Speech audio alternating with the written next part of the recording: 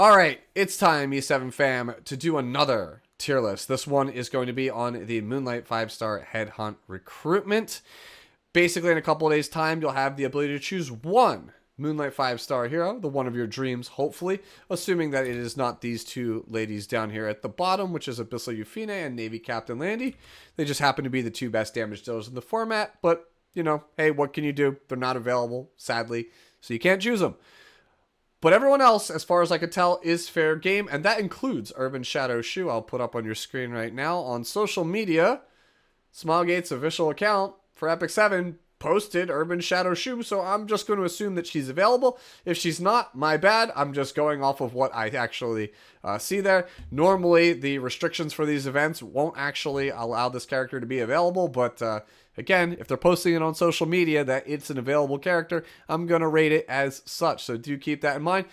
Other things to keep in mind, I am primarily a PvP focused player. I have cleared all of the PvE content in the game, though. I do actually care quite a bit about PvE content. It is a subsection of my channel here, for sure, with things like Abyss guides and Advent guides and things like that. So if characters do have PvE applications, I will point that out, but keep in mind this tier list is kind of framed for the more PvP-centric players. I also will point out when you might potentially want to skip a certain character in favor of another one.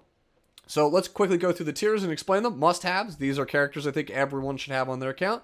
Meta PvP units, these are the ones that are the strongest right now throughout the various different modes of PvP.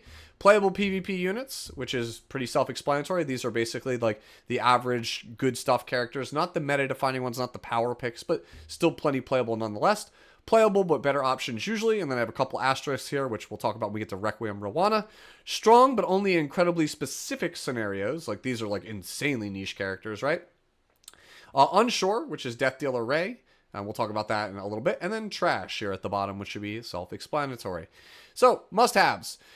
First off, I want to say that Conqueror, Lilius, Mediator, Queric, and Spectre Tenebria, who are the first three here in this category, they are all available currently on the selectors that every player has access to. So you get the Fallen Land selector when you get far enough in the Moonlight Theater. So if you haven't done that, you can obviously take Conqueror, Lilius, and Mediator from that, and I reckon that you actually pick one of those two characters up from that Headhunt, and potentially pick either the other one up here, or if you happen to already have one, take the one from the Fallen Land, and then skip these ones for the most part.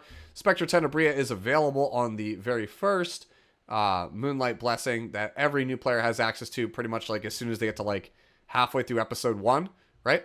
So if you haven't used that already as a new player, absolutely take Spectre Tenebria, and then consider other characters on that banner like Dark Corvus, Martial Artist Ken, and so on and so forth based on your actual needs. So yeah, tabling back, Conqueror Lilius, coming up on 2 years since her release. Still, arguably, in my opinion, the best overall character in Epic 7. Just fantastic in every PvP game mode. Very good in a lot of PvE game modes as well, including things like Abyss. Best Hall of Trials character in the game. Great in Ancient Inheritance. Mediator Queric is an evergreen cleanser. Basically, he circumvents game mechanics, and I don't think he'll ever fall out of favor. He's Mr. Swiss Army Knife, just does everything you could want on a support, while happening to be the tankiest character, pretty much, in terms of HP in the entire game. So yeah, just overall, just stupid busted character for PvP. Definitely somebody you're going to want to have. Also has PvE applications with Ancient Inheritance, things like that. Spectre Tenebria tied with Navy Captain Landy, in my opinion, for the best overall DPS in Epic 7. Basically usable in every PvE and PvP piece of content except for like Expedition. If you don't have her, you really need her. She makes a lot of things super, super easy for you. Next up is Zio. Zio is somebody I think that if you're serious about World Arena or just any PvP whatsoever, like if you are only here for PvE stuff, then you could skip Zio as a must-have. But if you even care an inkling about PvP, which I think a lot of you do, even though you might say you might not, like Zio's just great in like arena offense, and he's super important, I feel like, in Guild War offense as well, because Guild War offense is where most of you guys are getting currency in order to actually roll for more Moonlight 5 stars in the Mystics. So Zio even has value for your account then and there. He, like Mediator here, circumvents a game mechanic. He basically guarantees that you have the first turn, assuming that he is built correctly. And that's just a super powerful thing to have. You just have access to a character that's very disruptive, very powerful, and guarantees that you have the speed advantage, which for most of Epic 7's lifespan, it's kind of been the most important thing. The main reason you wouldn't want to choose Zio is that He is celebrating his like 1 year anniversary of his release, I believe either this week or like next week. And at that point, he's kind of due, right? He's kind of due for a banner because on average, it's been about 300 to 330 days since a character got a rerun. Zio obviously been going for about a year now. So you could expect that he will probably have a rerun sometime in the next like month and a half to 2 months. So if you're close to a Mystic Pity and ML Ludwig or whoever they decide to announce next doesn't do it for you, then absolutely save for Zio, pick him up. He's absolutely worth it. Moving on to meta PvP units. Ambitious Tywin is just a mitigation knight that also doubles as a hard carry from the tank role, which is incredibly rare, just good in a lot of turn 2/standard compositions. Not super great into Last Rider Crow, who we'll talk about in a little bit, or Mediator Cleric, or any other 2-turn immunity character. But if you play correctly and draft him in smart positions, he absolutely can just win the actual game outright for your team single-handedly. Very happy to see the community come around on this character. Very similar to Zio. He's probably due for a rerun, not like in the next month and a half to 2 months, but probably 3 to 4 months. I would say he's due for a rerun. It's been about 9 months or so, I think, since he's had his last one, so wouldn't surprise me to see him come back around soon, so keep that in mind. Architect Leica, best tank buster in the game because unlike Straze, who actually can just only dunk tanks, or like Hua Young, who can only dunk characters that have high HP, Architect Leica can dunk anything, no restrictions asked whatsoever. That's why I think that she is probably the best tank buster overall, if you care about PvP. Straze is still in this tier, even though I think he is worse at the job than her because of his PvE applications. Again, we can kind of just get that out of the way now for Straze. They're very, very similar. Take whichever one I think you think is cooler. Straze, again, significantly higher PvE value than Architect Leica. He's probably the best hunt character overall in the game if you're a veteran with very, very, very, very, very good gear, right?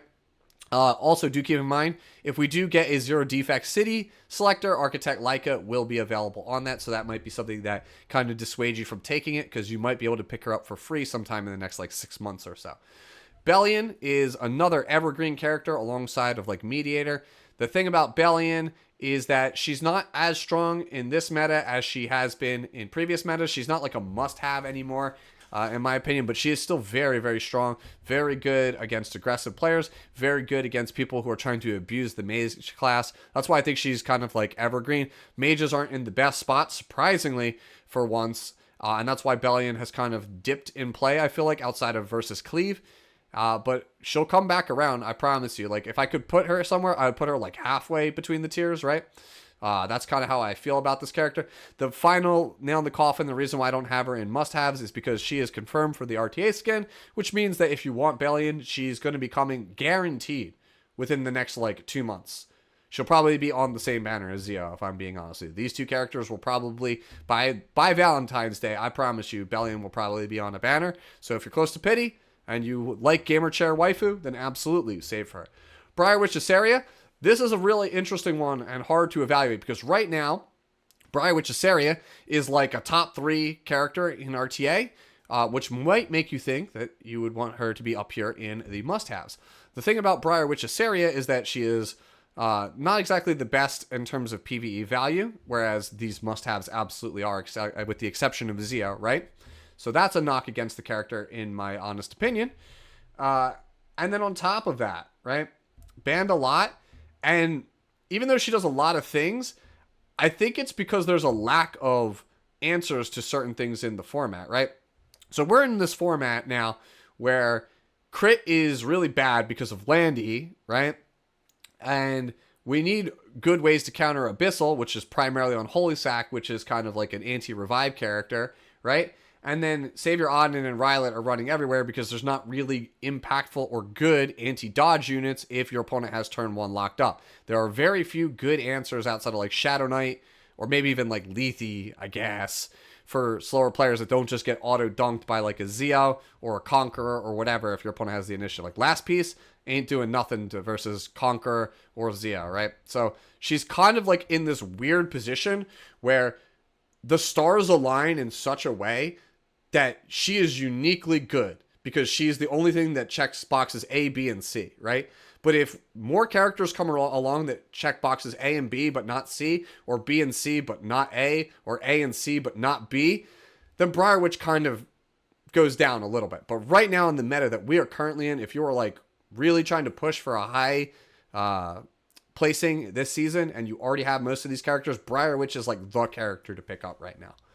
Dark Corvus, best Guild War character in the entire game. Great in arena offense. That's kind of why he's here, for meta PvP units. If you care about those things, you want to get a lot of Mystic Metals, Dark Corvus is absolutely a great pickup. Solid counter pick in World Arena, but I would say he's more of like a mid-tier character. Lethe is a bit better, I feel like, in World Arena. But Dark Corvus, again, if you care about Arena and you care about Guild Wars, he is your man. That's why he is meta here. Not meta for necessarily RTA, but absolutely the number one, the pack one, pick one, if you will, of the Guild War meta.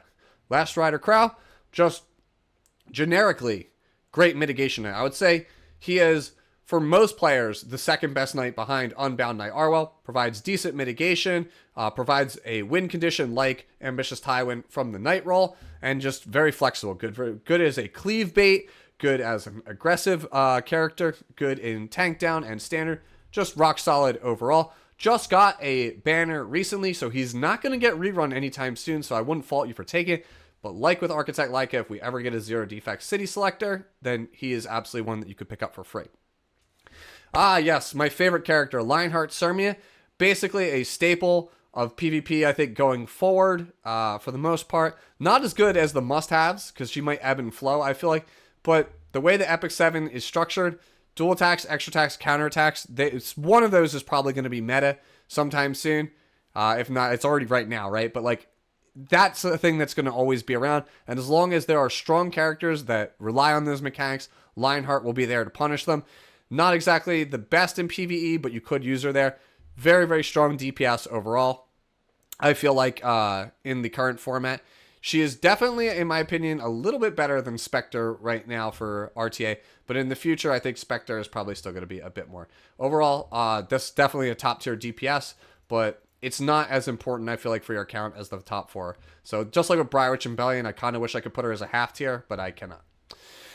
Next up is Lone Crescent Bologna. I am basically betting on this character being meta after her rework, so we'll see, because she overall is just getting lower cooldowns, more damage across the board, which I think is enough to elevate her, because previously I probably would have put her down here in playable, because what she does is very, very good versus a lot of the meta units. Like, she's strong, like very strong versus Landy, pretty good versus a lot of other meta damage dealers, but she's not consistent. There are times where it could backfire and you might not actually get the dub. Like, the ramp up time just isn't there. Like, you just too slow off the line. But with the changes, it looks like that won't be an issue anymore. So I'm betting that Lone Crescent Bologna will be a meta DPS after her changes. Martial Artist Ken, after his rework, just one of the best anti-Landy characters in the entire game. Just very good in this turn 2 meta overall. Surprisingly, Vigor buff makes him reasonably tanky, so my fear about him just like dying to save your Odin instantly is kind of just unfounded. Overall, just really strong DPS. Great option if you're a Ken fan, like his aesthetic. This is the time to pick him up. This is the best he has ever been. Remember, though, he is available on the original Moonlight Blessing if you haven't used that. Remnant Violet. This one is one where I think I might consider him going a little bit lower. He is, I think, propped up because of the meta that is very similar to Brier Witch. Just dodge units are very strong right now. There's not too many great answers to dodge that don't get punished by either Conqueror or Zia or other stuff. So Ryla is kind of like riding high right now as a result. If you are a believer in God, as the fans call him, if you are a member of the Church of Ryla, this is your time to pick him up. Remember, he is available on the Fallen Land Selector as well. Solitary of the Snow is basically Spectre Tenebria, but only available for RTA. She's not really anywhere as good as Spectre is in PvE, because she's more of like a control version of Spectre, whereas Spectre is just raw damage with some extra debuffs sprinkled in. But yeah, absolutely one of the terrors of the World Arena format. Only really pickable later on in the draft, but absolutely almost cancerous unit. So I wouldn't fault you for picking this character out. Straze we've already talked about, similar to Architect Leica, but with more PvE usage. Playable PvP units. So these are units that still have a place, but they're a little bit more niche and not as strong as these ones. So Arabi, still a good unit. Just can't jam her every game like you did in the past, because there's just too many things that punish her. She's too easy to control after Crimson Seed got its nerf slash rework. And then on top of that, there's just a ton of injury characters in the format. Just overall, her tempo surprisingly isn't high enough, I feel like, for this actual format. And the characters that are slower than her, like Landy and Abyssal, do quite a bit more because they have just more impactful AoE skills. They just impact the overall game quite a bit more than a Robbie does. Commander Pavel, still a great carry for you in Cleave. Amazing also in Adventure for farming. Again, you don't see him as much as these, but he's absolutely still a serviceable character.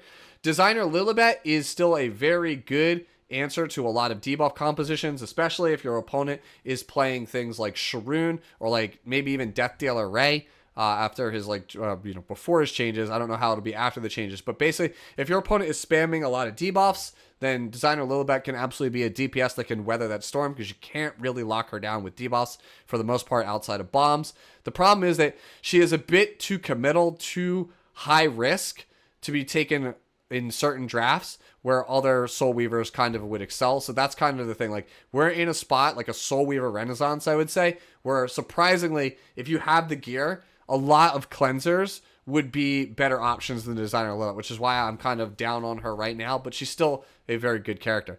Faithless Litica is a very hard to use character. You have to be very committed to wanting to play this character and the kinds of drafts that she is in. So you want to be playing very aggressively or cleave with her and kind of have your whole account geared towards her. Like, basically, you have to be a Flitica enjoyer. Like, this really has to be one of your ride or dies to really get the most out of her, because otherwise, for just somebody who's more casual that isn't all in on tuning their whole account around Faithless Flitica, Naqual is going to end up being a better option for you most of the time. But Flitica, make no mistake, still powerful, still playable. Maid Chloe is a very similar story. Just look at Car 6. You just kind of have to be high committed to the Maid Chloe life. You have other players like Big Smo and previously like KHM and stuff. Those players are high committed to the Maid Chloe life. If your whole account is built around Maid Chloe, then she's absolutely super good. Me personally, I'm probably looking to re-gear this character again because I think that the way that I like to play the game and the way that the characters I'm trying to employ this upcoming season, Maid Chloe is actually pretty good for that. Pirate Captain Flan, very strong character, right? Can absolutely lock down a draft in a way that Solitaria can, but she's a lot more fragile than Solitaria with some of the same issues. Can't really pick her until much later in the draft, and your opponent has to be on stuff that's like really slow, and you know, Pirate Captain Flange is not at risk of getting, you know, not only controlled herself, but just getting bursted down in general. So just, again, like Solitaria, very powerful, just hard to use. Sage Ball and Saison, excuse me, is very similar to Xiao. If you are a slow player, this is a great character to have in your back pocket versus cleave or aggressive strategies. Just a lot harder, I feel like, to use in general because, like, a Tywin, very strong against him and is a meta character. Abyssal Euphine, good against him, is a meta character. Politis, good against him, is usually in cleave. There are just more roadblocks in general. Even Savior Auden, right? That's a commonly played character. You don't want to be S2ing into Savior Auden. It kind of can backfire and get you killed. So he's not as consistent as Xiao, but definitely somebody that if you're, you know, slow gang like me, you want to have. Urban Shadow Shu, just excellent versus a lot of bruisers. And surprisingly, Knights and Soul Weavers, just like any of your opponent's tank down strategies, Urban Shadow Shu is actually surprisingly good. The biggest problem is that she has trouble against teams that generate a lot of barriers. Think of like ROL plus Mediator. She doesn't have as much impact. Also, Savior Auden is commonly played. Can just spam S1 into your Shu. Anytime Shu has unbuffable, she loses almost all of her value. So, again, she's kind of like Flan. In the draft, she's good. Very impactful. Can absolutely win the game for you. Super fun character to play, by the way. I love using her in Guild Wars. But the thing is, just realistically, she can be shut down a lot easier than the characters that you see above, and she's not super great in certain matchups as well. Moving on to playable but better options usually. Closure Charles, absolutely fantastic cleave opener still, and I even personally use him for my Azimatic 13 one-shot. You could absolutely play this character, but I feel like if you have better gear, like really good gear, you could absolutely use other openers like your Rands, for example, right? Or you could set up like Zio single target cleaves a bit better. He's a high investment character that needs good gear to work, but I feel like if you have that gear, there's definitely other things you could be doing. Desert Jewel Basar, again, I feel like we're in a Soul Weaver renaissance. Like, there's so many good Soul Weavers right now. We have Moon Bunny, right? For example, Infinite Horizon's good. Destina is pretty good as well. Shuna with the sleep buffs, very, very strong. Also free to play option. So the thing about Desert Jewel Basar is he's just competing with all of these Soul Weavers, and like aside from his barrier inversion, he doesn't really stand out, and honestly, he doesn't provide, I feel like, as much utility. I've been a DJB holdout for a very long time, but I find myself even like with Ocean Breeze Luluka's release, just picking him less and less, so I just think he's not as important as he used to be. Sylvan Sage Vivian was a great, safe AoE DPS pick into things like Spectre Tenebria, but we're in a format now where Landy is usually a better option if you have her. Abyssal is a better option if you have her. And even then, like some of these other ones that are up here, right? Like Lone Crescent or Lionheart, just better DPS options. Like, it's just weird. Even like Roy Mustang is a decent option that's hard to kill in the same class, right? So Sylvan, not a bad character, Sylvian here, but she doesn't really distinguish herself from a lot of the other strong options, I feel like, in the format, which is why I have her this low and in this tier. Requiem Rwana is the asterisk here in this. So there aren't usually better options than Requiem Rwana. The problem is that I think most people watching this video really can't fully bring out this character, which is why I have her this low. This character, make no mistake, is a cleave powerhouse, but requires you to be on point with your draft, on point with your tuning, have really, really insanely good gear for not only Rwana, but the rest of the draft. You just have to basically be a speed demon with, you know, the fully speed demon committed life, you know, your Rands, your Zeos, your Pairas, right? Your Jacko Cleaves, things like that. If you're not all in on that playstyle with really insanely good gear for Requiem Rwana, because she wants to be like 5k attack with like 250 effectiveness, like if you can't bring that out for this character, then she's going to do nothing for you, which is why I was saying usually a better option, because for most players, there's usually something you can be doing that's a lot easier and well within the means of your gear, which is why I put her this low. Twisted Eidolon Charon, actually pretty good after his buffs. I've been watching a lot of Hinojin, you know, the Charon god himself, and I'm impressed with what I see out of Twisted Eidolon Charon. The problem is that we again are in a DPS that favors a lot of slow AoE DPS, and it's like, wait, why would I play Charon when I could just play Landy or play Lone Crescent or play Euphine, right? Like, these are all AoE slow DPSs that will win the game given enough time, which is basically Charon's entire deal. And I just think that they just do it faster, more consistently than he does. So that's kind of why I have him this low. Like, honestly, you could make a case for him being here. I think he's probably the most useful person in this tier, though. So if you want this husbando, absolutely you can go for it. Do keep in mind, he's also available potentially on the zero defect selector when and if we get that. Okay, and then we have here strong but only incredibly specific scenarios. Archdemon Shadow feels like she's too slow and too squishy in this format. At least that's my personal opinion. I feel like every time I try to play her, I get rolled. Yes, she's good against things like Navy Captain Landy, but it's just so hard to set up. She's so easy to control. She's so easy to burst. And honestly, if you really want the seal, Naqual is not a ML5 star. She's just a regular RGB 5 star that also has the seal mechanic. And I feel like for most players will be a lot easier to actually use. Astromancer Elena is incredible in Guild War offense and arena offense, but man, is she really not super great. I feel like in RTA, she's only good in certain cleave scenarios and only as like a 4th or 5th pick, and even then she kind of gets banned out. I don't really recommend a character like that for, again, RTA. Like, I don't want you to be like, oh, here's Astromancer, and then just never get any value out of her in RTA. So she's pretty low value, in my opinion, in RTA. But if you like to play a lot of Guild Wars and cleave there, or arena, and cleave there, then yes. If you just love to cleave regular arena, then pick up Astromancer. Little Queen Charlotte, you kind of have to be playing the Maid Chloe life. Your whole account has to be geared in such a way to really take advantage of Little Queen Charlotte. And even then, she's only super good if your opponent has a bunch of dark units that you can kind of burst, like, you know, ML Ken and like Lone Crescent Bologna.